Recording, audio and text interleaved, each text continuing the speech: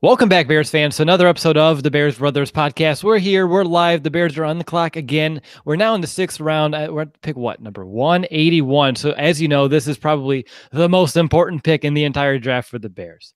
Obviously, I'm kidding, but this is where we're at, right? We've been sitting here.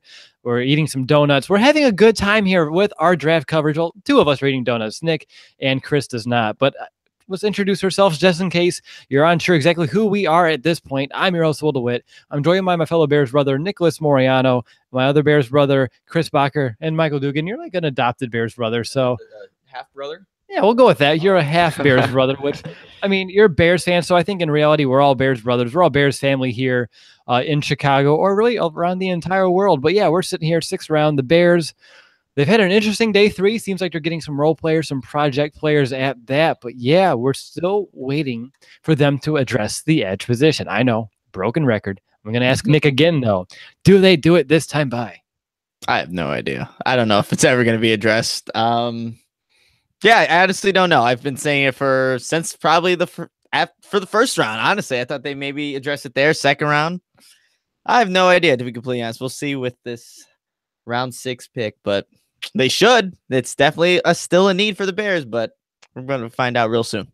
I mean, we'll see. I mean, again, apparently the value has not aligned to the current pick yet, but now when you're in the 6th round, I feel like you can just take any of these guys that you believe would be a fit inside of your scheme and just kind of hope for the best. I don't see how that's even a bad case scenario at this point in the draft. You only have this pick and one more, and then the draft is over, and then you're going to go with the undrafted guys, the free agency period with that, and of course, they're going to try to look to add more bodies. But if you can get a guy right now who can maybe jump into a role instead of gambling on who you can pick up via the undrafted free agency like waiver system, then I would go ahead and get that guy right now. But yeah, we're still waiting for the Bears to go ahead. And Chris, I want to go to you. Do you have any names that you see on the players available that you wouldn't mind becoming a Chicago Bear? Well, Deon Cain for one, just because he went to Clemson. Clemson receivers have translated pretty well to the NFL. DeAndre Hopkins is one name that comes to mind. I'm not going to guess anything because we've been wrong all day long, so it's not a big exactly. deal. So, but Deon Cain, I mean, there has to be a reason that he's fallen so far, but who knows? We obviously don't have the access to the medicals or any personal stuff with them. So, but that's just a name. Sure, I mean, just a name. Speed. I mean, just to name it. At this point in the draft, that's what we're getting down to. We didn't think we would be there in the 4th and the 5th rounds, but we were. But the Bears pick is in, and I saw that here via NFL Network before actually on Twitter, which is interesting. I think that's probably the first time all weekend long that I saw that. So, Michael, as we have a moment, again, we've been wrong all day, and that's okay. I think 99% of people are at this point. Any gut feelings of where they go position-wise? No, I think my gut feeling has gotten weaker and weaker as the day has gone on. I wouldn't be upset with Deon Cain. I wouldn't be upset with an edge rusher, but who knows if they're going to address that now, next year, or ever at this point. But no, the pick is supposedly in. I think they're lying to us on this coverage because I feel like we've always seen pick is in and then waited like 2 or 3 minutes. But no, I just get someone we can analyze here because we've been kind of spewing out a lot of random stuff. And there it is. There it is. All right. So the Bears pick with the 181st pick is a defensive end, Kylie Fitts. And guys, I think the pick fits. No, okay. That was the worst joke I've ever tried to make on the show. And I am now officially ashamed of myself, but just some instant measurables. He's 6'3" and 3/4 inches. I think I saw about 295 for his weight, and then it went away, but he had 23 tackles, 3 for a loss in 2017. So as the guys are starting to pull up their scouting reports, so here's another guy, a defensive end. So the last pick was a defensive tackle. Now we're going defensive end. Of course, we knew the Bears needed more depth up front on that defensive line, and now they're getting it with these back-to-back picks. It's interesting that they haven't gone purely outside linebacker yet in this draft, like we've mentioned numerous times throughout the entire weekend. But yeah, defensive line, he's someone who transferred from UCLA after the 2013 season over to Utah. And that's all I have on him right now. Nick, I'm going to go to you because I'm sure you're not nearly prepared. So anything on Fitts? You are definitely right on that aspect of me not being prepared, but I have his combine results on NFL.com. He ran a 4.69 40-yard dash, a 31 bench press, 32 vertical jump. He's 6'4", 263 pounds. So he has those physical traits that you would like to see in these later rounds. That's what you're kind of doing at this point, seeing what guys have these physical abilities or put up these good times at the combine, pro days. And just right now, just looking at their draft projection, he was supposed to be drafted round 4, round 5, but they finally addressed this edge. I want to watch the film, maybe watch a couple games, see if he did that from the standing up position, or if he was had his hand in the dirt. But yeah, I guess maybe this is finally this edge rusher. I mean, defensive end. Maybe like I said, I'm gonna go watch, see if he was a stand up guy. But hey, I guess they finally addressed it. Not the premium, I guess, stand up outside linebacker that we were looking for, but it is an edge rusher. Yeah, we'll see exactly once we get some tape on him, see exactly what he does. I'm looking here. He primarily did line up from the left. If my eyes are correct, it's a very small table, and the screen's about 2 feet away from me. So I'm trying to read the best I can. But out of 184 snaps on the left-hand side, he was able to have a pass rushing productivity grade of like an 8.6. But I just want to compare the snaps. He had 184 from the left and only 4 from the right. So he's primarily a guy who comes off the left edge, which if he is a defensive end, that's kind of where Akiem Hicks has been. So that might be someone, maybe they're looking for someone to become Akiem Hicks' backup, someone to take the pressure off of him just a little bit more and let Robertson-Harris and John Bullard kind of still solidify the right side of that Bears defensive line. But again, we're going to find the tape to see if he's a stand-up guy, a hand in the dirt guy, or maybe a hybrid mix of both. Chris, do you have anything here? Yeah, I'm watching his tape versus West Virginia, and it looks like he's done a lot of everything. Not a lot of everything. Most of what he's doing is coming out of a 4-point stance, rushing off the edge. So I do think he'll be an outside linebacker in the Bears system. I have seen him drop back once or twice. I've seen him be a QB spy where he lined up kind of over the center and just hung around that spot. And I don't think West Virginia's quarterback is that mobile, so it's interesting that he did that. But most of what he's doing is getting in a 4-point stance and coming off the edge. All right. And I see a very fun fact here. He did lead the nation with 9 batted passes in 2015. So back-to-back picks with very active hands in terms of defensive linemen, guys who are willing to, if they can't get to the quarterback, to at least get up, get their hands in the face, knock some balls down, and get into those passing lanes, make life just a little bit more difficult for the quarterback, even if they can't really generate any pressure inside of the pocket. And on top of that, via Pro Football Focus in their scouting report, they say that he's a classic case of having all of the necessary tools, but not being able to put it all together on the field. He had a career that looked promising after an excellent 2015 season, but he had some injuries and some inconsistency that derailed his value just a little bit. They say that he's a guy who's worth a shot if he can kind of get back on track.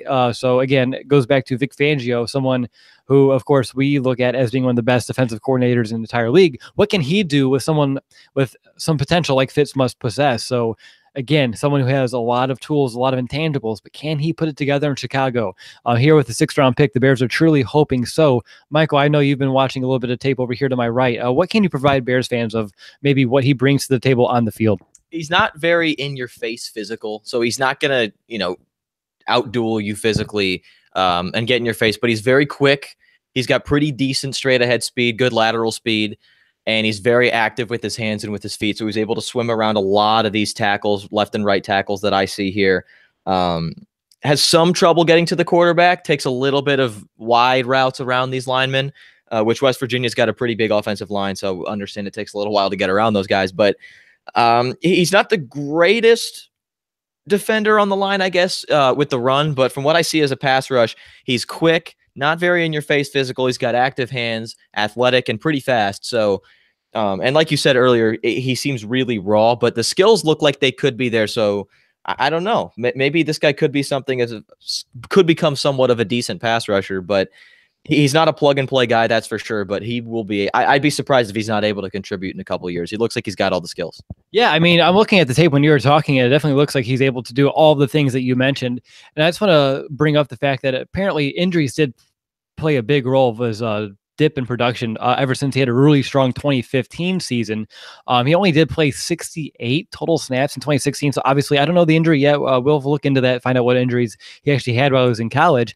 But he only had 68 total snaps in 2016 and only 381 in 2017. So just to put that comparison, he played 628 in that big 2015 year. So durability is an issue, but if he's someone who can stay healthy, stay in the field, put the work in and practice, get a little bit stronger, acclimate to the game, work under Vic Fangio, he's definitely someone who can perhaps develop into a decent early on rotational piece up front for the Bears, and someone who maybe has more potential than the 6th round pick is giving him some value here. So Nick, I'm going to go right back to you. Any other thoughts on Fitts? Maybe on, well, where does he fit on this defense? Yeah, I mean, I want to know if they're maybe going to transition him to outside linebacker, but I'm just watching his tape against BYU in 2017. I really like the get off speed off the line of scrimmage. He's one of the first guys getting into these offensive linemen. And then I noticed that he has some pretty good use of his hands when he's trying to maneuver around these guys just to get a better angle to the quarterback. So I do like that. I think, like you guys said, there is some raw ability with this guy, but with some development, maybe this could be a guy who has, like I said earlier, these physical attributes that you like. A tall guy, ran a pretty good time in that 40, that had really good bench press, and you want to see that out of these guys that are coming off the edge, getting into these offensive linemen. But right now, I'm going to be honest, I'm a little surprised with what I'm seeing. It's good stuff on tape. I wasn't expecting this being with a round 6 pick. So he's making some plays. I mean, not the flashiest of plays being a 6th round pick, but I am surprised with what I'm seeing. I like it. That's not a bad thing whatsoever. Again, everything that I'm seeing in terms of the scouting reports, things that are flying up on Twitter by some of the Bears beat writers, it just shows that he has amazing measurables, really enticing intangibles, but just the durability is what kind of really hurt his draft stock. So really, this is, and I'm not going to compare the two directly, of course, different positions, different circumstances, but like an Eddie Jackson at Alabama last year, right? He fell to us in the 4th round due to an injury, and look what we were able to get out of him. Yes, this is the 6th round. It's a different position, but it's someone who over the past 2 years dealt with injuries. So his stock kind of took a dip, but in terms of, I think if he would have actually been in the NFL draft in 2015, he probably would have went in the first 3 rounds based off everything that we're seeing here. So again, the Bears are taking a risk, and in the 6th round, it's okay to take risks on a guy who has a decent amount of talent. And if he can stay healthy, stay on the field, maybe they give themselves someone who can bring more on the field than you would usually anticipate from someone being taken in the 6th round. I'm going to go over to Chris. Anything else that maybe you like about him, or maybe some weaknesses that you believe that we should definitely be aware of? Yeah, one weakness I've noticed is I don't think he has great bend to get around the tackles, which, is a big thing coming from an edge defender. But I will say this, he was in a 4-3 defense in college. Obviously, the Bears play a 3-4.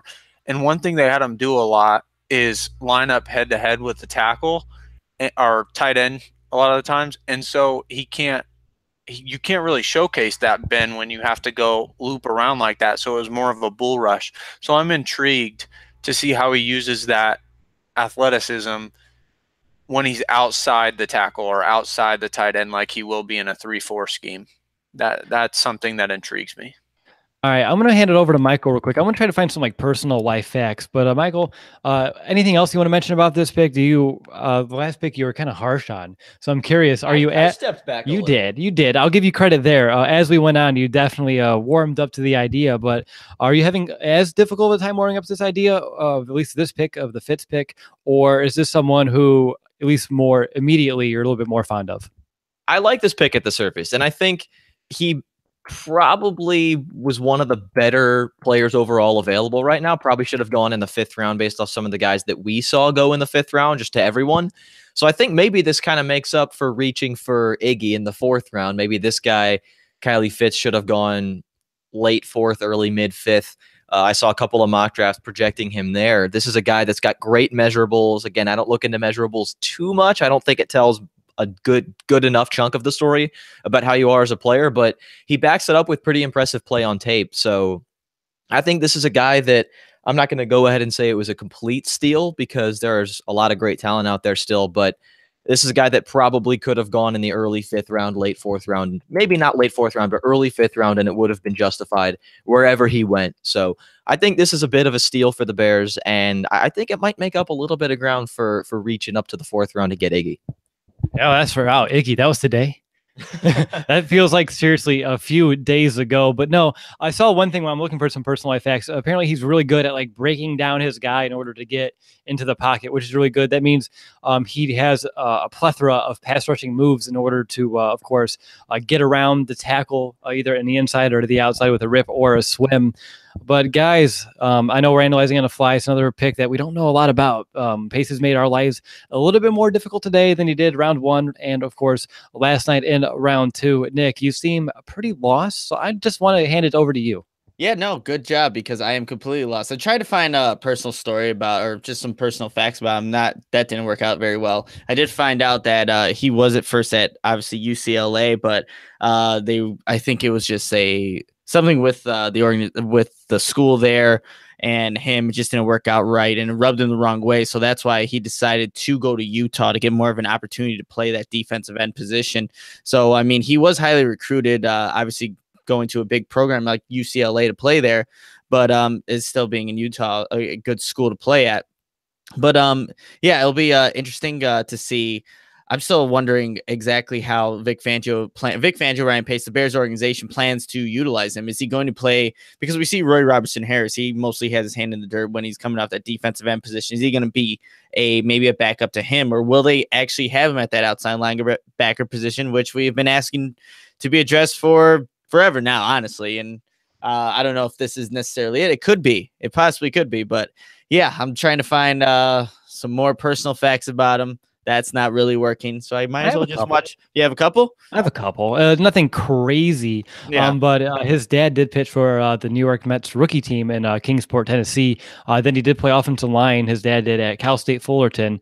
He has 2 brothers and a sister. For anyone who wants to know about the family makeup there, he's a communication major, and he was scheduled to graduate in December of 2016. That's all I see here. Hopefully he did graduate then, if it was December of 2016, and just didn't update the website here at Utah. But yeah, that's what I have. And Chris, I want to go over to you. He's someone who is, at least right now, a hand in the dirt rusher at defensive end. We'll see exactly what the Bears want to do with him in terms of maybe moving him outside at linebacker. But as of right now, I think we should at least focus on what we know from him, and that's being a hand in the dirt type of rusher. I believe he's someone who, coming off the left end, is going to primarily back up Akiem Hicks, give him a breather once in a while, which we've talked about in their show ever since the bye of last week. That needs to happen just a little bit more, because I think he played in like the 90th plus percentile of all snaps of defensive players last year. But I'm curious, do you think this affects the Bears' vision or the future of a John Bullard or a Roy Robertson-Harris? I think it would affect Roy Robertson-Harris more than anything, because I think what we could see with a guy like Kylie Fitts is a third down edge rusher over that guard spot. There's been 2 times where I've seen him against BYU go against a guard, and he made that guard look silly. Like just spun him around. He's athletic, so I think that could be a situation, which is what they did use Roy Robertson-Harris for that a lot last year, was on third downs, stand him up and try to get him to get to the passer. So I could see him pushing Roy Robertson-Harris for that role. Jonathan Bullard, they're too different of players to me. They don't have the same style. I see him as having a more similar playing style to Roy Robertson-Harris. So it's one of those situations where if he's going to push one of those 2 guys out, it's probably going to be Roy Robertson-Harris. I'm not saying he will. He's got a lot to prove. He's a 6th-round pick with injury issues, but that would definitely be the guy to have a warmer seat because of this pick. What I'm seeing here in terms of at least the injuries that he had, nothing really looked too severe. It seemed like it was a lot of soft tissue kind of injury, so you're not looking at any like ligament type of damage or anything. I saw something about a hamstring. I saw a hamstring injury, so I'm sure there are multiple. It's kind of hard to fathom that a guy had hamstring injuries and was only able to play 68 snaps in 2016 and then a little under 400 in 2017.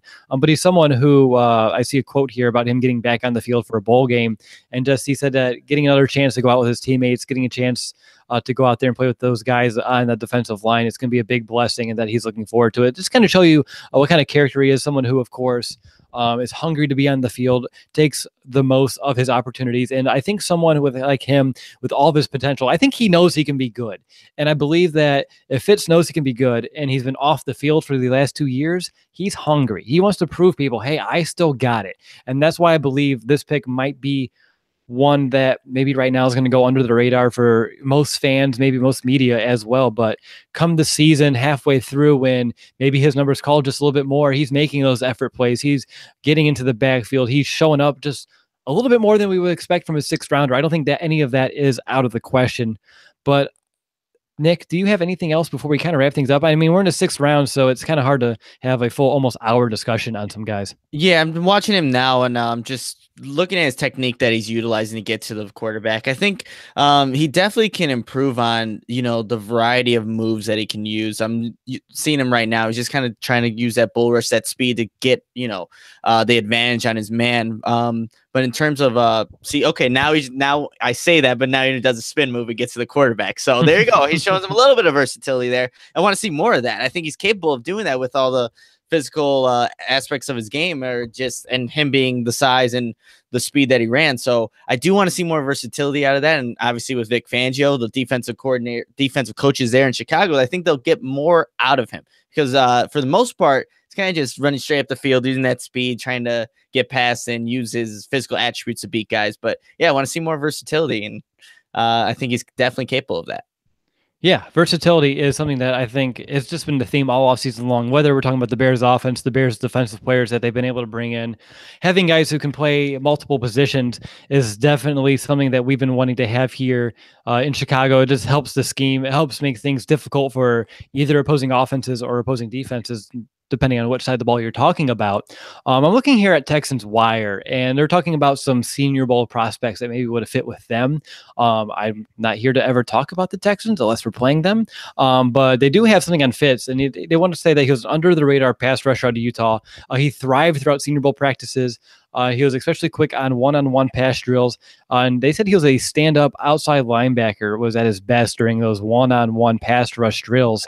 I just watched this video where he just took on Kappa, one of the offensive linemen in this draft. He got him on a spin move, and it was really impressive to watch. And they talk about the injury issues, but when he was on the field, he was a disruptive menace. To quote the actual article, disruptive menace is 2 words that gets me excited. That's someone who can probably embody what it means to be like a monster of the midway. But yeah, everything that we've already talked about, outside of the durability concerns.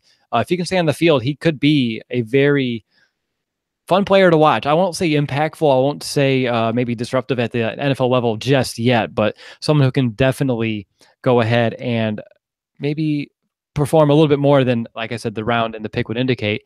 And I see here from Kevin Fishbane as well that Fitts and Anthony Miller they're both older than Jordan Howard. You wanted to throw that out there, but all 3 are going to be turning 24 during the season. Fitts and Miller in October. Howard, his birthday's in November. Actually, same birthday as me, which, hey, that's a fun fact just in case you didn't know. All right, guys, I think it's about time to wrap things up. So I'm going to go around the horn.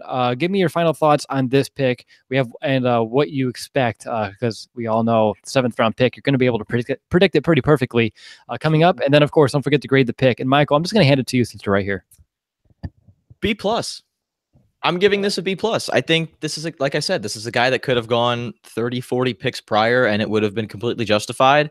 Injuries are an issue, but that might be the biggest red flag, which that's, at the end of the day, it's kind of unfortunate. That's just up to the luck of the draw. But this is a guy with a great skill set, and he's a little on the older side, but that's fine. And he's a great pass rusher, especially given that this is a guy that the Bears landed in the 6th round. I think he's got a great skill set. He's athletic. He's quick. He's got active hands. He's not too in your face physical, but he's able to get around tackles. So I think it's a B+. All right. I mean, B+ at this point of the draft. Again, we're all looking at this point of the draft. You're looking at potential, and that's pretty much what this kid brings, right? Fitts brings potential to the table, and there's nothing to complain about that. So B+ for Michael Dugan over there. Let's go over to Chris. Final thoughts on Fitts. I am going to give this B grade just because I think it will help with the pass rush. So that's always a good thing. But I'm going to throw out one name that I think absolute best case scenario that Fitts could be like, and that's Brandon Graham of the Eagles.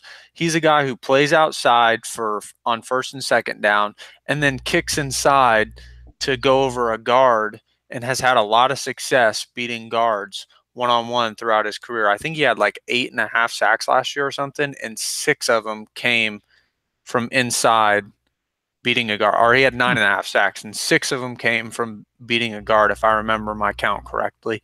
And that's unofficial because it was just a thing that I went through watching tape. But that's who I think best case scenario that this guy could be. So I'll give it a B because I do think he'll help with the pass rush. All right. Injuries obviously an issue. Yeah, exactly. Injuries, durability, that's going to be the biggest knock on him right now. But again, when you're talking about a player who that's your weakness, that he just isn't on the field. We know this firsthand with Kevin White. It's a horrible thing, especially if you're not being able to stay on the field. It's very frustrating to watch, but that's a good thing in terms of his potential, what he can actually bring if he's healthy, when he's actually on the playing surface. But Nick, I'm going to go over to you for some final thoughts here. Yeah, it's only fitting that I give Kylie Fitts a B+ as well. I think this is a guy that there's a lot of potential there. That you're in the 6th round, and you're just thinking, what can this guy be? What's the potential with this guy? Where is he going to end up in 2-3 years down the road? I think he will go and move over to that stand-up outside edge rusher position, and he has the intangibles to do that. I think he has that quick burst off the edge, and that's what he's going to need, especially at outside linebacker. So I will give it a B+ on that one.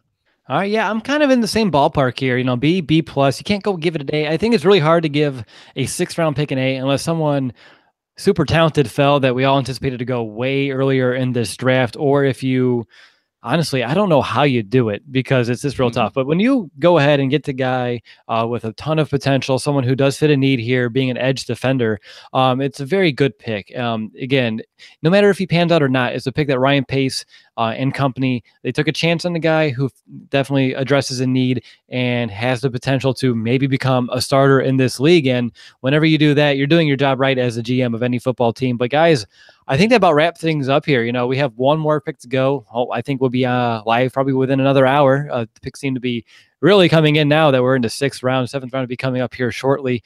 But yeah, that's going to do it for this episode of the Bears Brothers podcast. I just want to thank you again for all those who are watching live, enjoying their draft Saturday here with us. For all of our podcast listeners, we want to thank you just as well. We'll be back here soon with our last analysis video of the 2018 NFL Draft.